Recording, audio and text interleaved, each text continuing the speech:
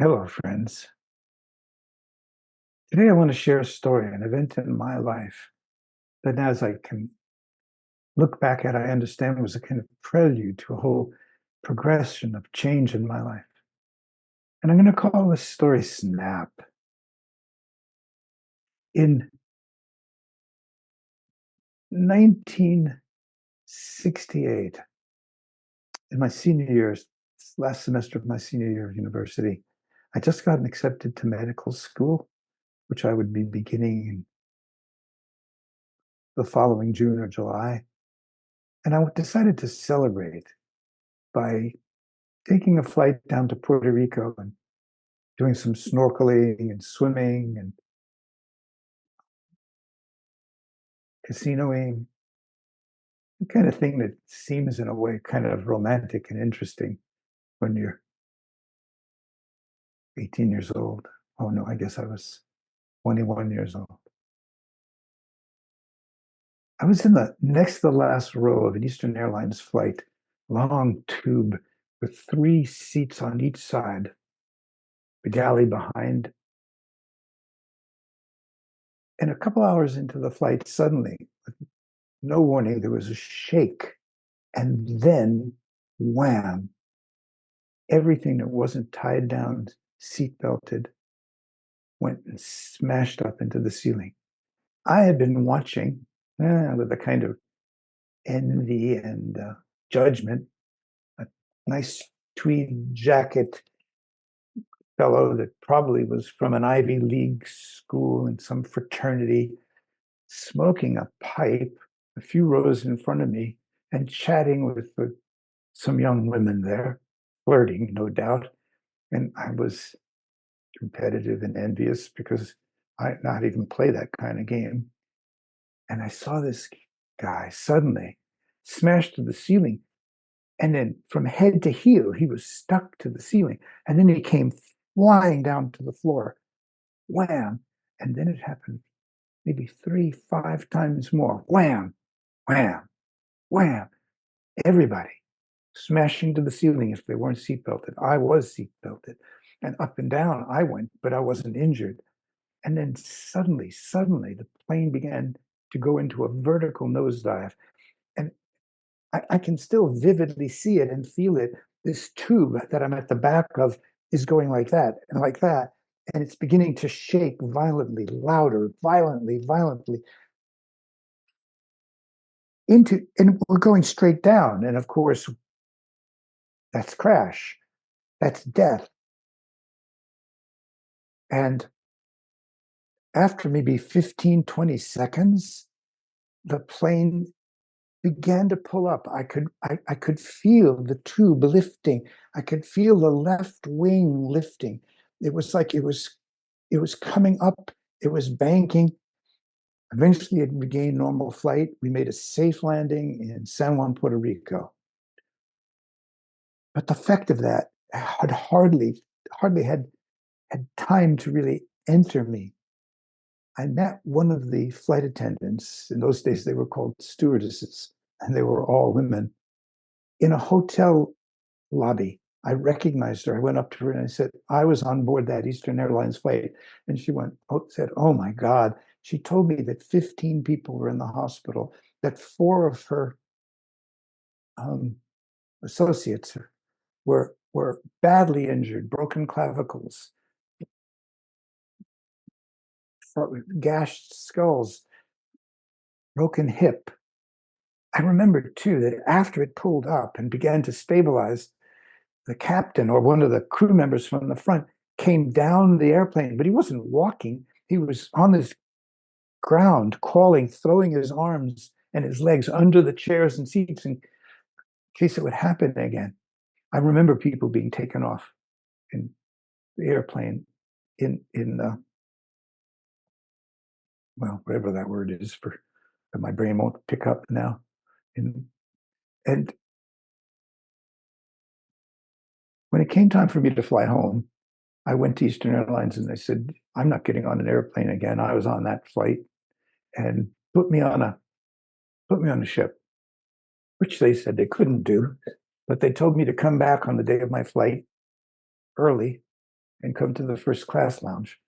So I went there, and there was a flight attendant, a lovely young woman who was expecting me, and she proceeded to sit me down and give me, I don't know what to drink, a whiskey, a martini. I wasn't much of a drinker, so it didn't take much.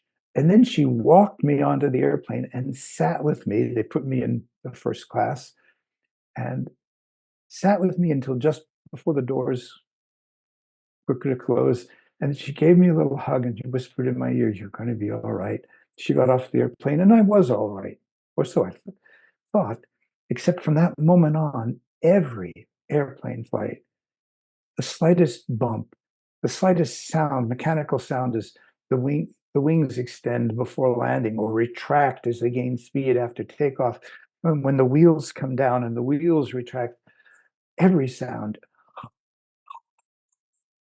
I mean, just terrified.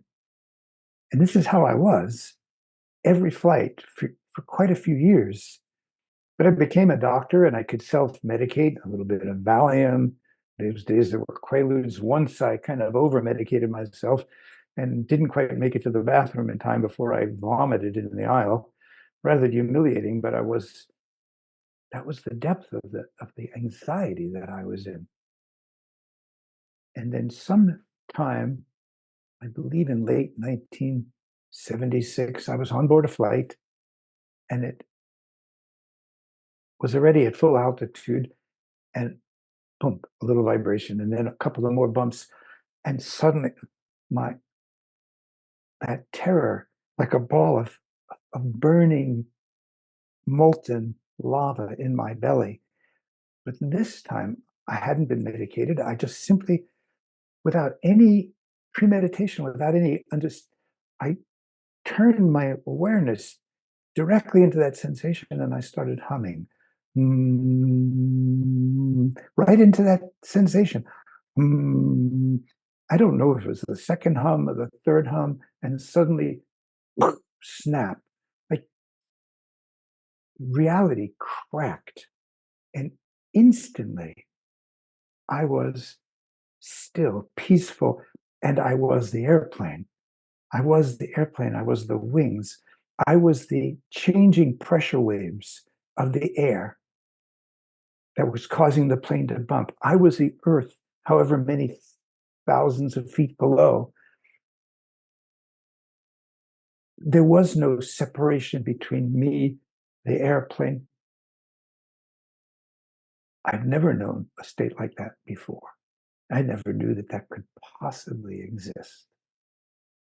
And when it happened, the woman sitting next to me just slumped forward. It looked like she fainted. I had the distinct impression at the time that whatever had happened to me was a powerful force field or something, and that had maybe caused her to faint. And there wasn't any reason to think that or believe that. It's just the association I had at the time. But years forward, after I came into the deep change of consciousness when I was 30, that I've written about as the black butterfly experience, there were times when I would be activating the energy field in a group setting that that force, that energy was so strong in me that people that came up to me, some of them would just simply slump into my arms or collapse to the floor. Not everyone by any means, but the point was that that field took them right out of their bodies, right out of their normal consciousness, and they lapsed in consciousness. I used to do energy work with people, a process I've written about in my books, The Black Butterfly in particular, that I called sacred meditation. And we had a lot of flies in the house, and the in the building, and the flies would just quiver on. They might fly onto the person who we were sharing energy with, and they would just quiver, and I could pick the flies up and, and carry them to the door and let them out. The energy changed their ability to function in their bodies. Now, I'm fascinated by what I'm learning in neuroscience. I read it regularly. uh, as we'd go more and more into the workings of the cell and to the deep, deep biology of our beings, how energy and images are, excuse me, I don't mean images, I mean messages are transferred down from the neurons, the trillions of interconnections, the trillions and trillions of interconnections of the neurons, and the trillions of trillions of trillions of molecular and atomic shifts across the membranes of the cells that are part of this information process. Some neuroscientists are suggesting that at that level, the brain is already operating as a kind of quantum computer. But we know what our brains do. You're listening to me, you're looking at me, I'm looking at the screen in which I'm speaking to you. We know just a few days ago, civilians, not trained astronauts, in a SpaceX flight were able to go extravehicular. They did a spacewalk, the first non astronaut trained civilian spacewalk. And people are exhilarated by this constant innovation, this constant change. And yet, unless we change the fundamental structure of consciousness, none of that innovation makes a bit of difference. Do we actually imagine we're going to live in space? That creatures that evolved over millions and billions of years, if we look at life itself, on a planet like ours, are really going to suddenly be content, sitting in an engineered structure with there's nothing living whatsoever?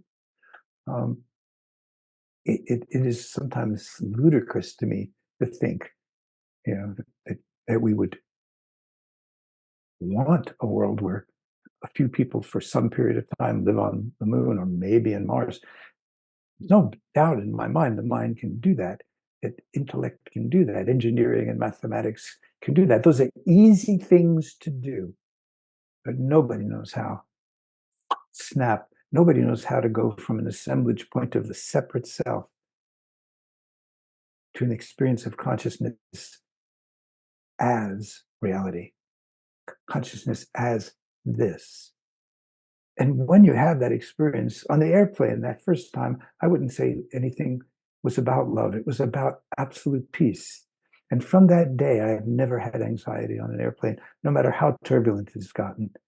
A little part of me remembers, I can feel the jiggling of a little anxiety now and then, but it's gone. It's stopped. It stopped permanently with an event that I can't explain, that no one has ever been able to explain. Well, what we always end up doing is having to talk about grace, having to talk about the transcendental, having to talk about the agency of spirit, the agency of the divine, of the agency of God.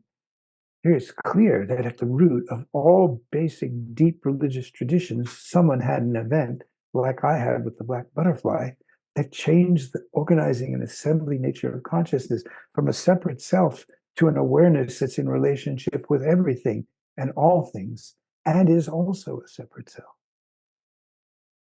I'm not sure how or what this contributes to your life, my sharing this, but I know that there is no model in science today, no model in neuroscience, no model in AI, no form of consciousness.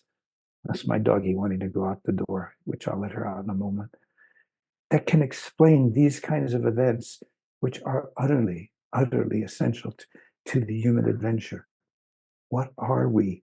Why are we brain centered with consciousness? Why don't we understand that the brain is connected through a peripheral nervous system to every cell of the body? Why don't we understand that senses connect us to a world beyond us, that mind connects us to a world beyond us, that intuition and feeling connect us to the living now? And where does that notion of consciousness activated by the brain? No question, if I don't have a brain or it's damaged, there's no conversation like this I'm going to have with you. Or God knows what I'll be experiencing in myself. What I'm getting at is our deeper work, our spiritual practice, to work our way toward that sense of relationship, of touch with our feelings so that we're not controlled by our feelings, of the touch of awareness on our thinking so we're not the victims of our thinking.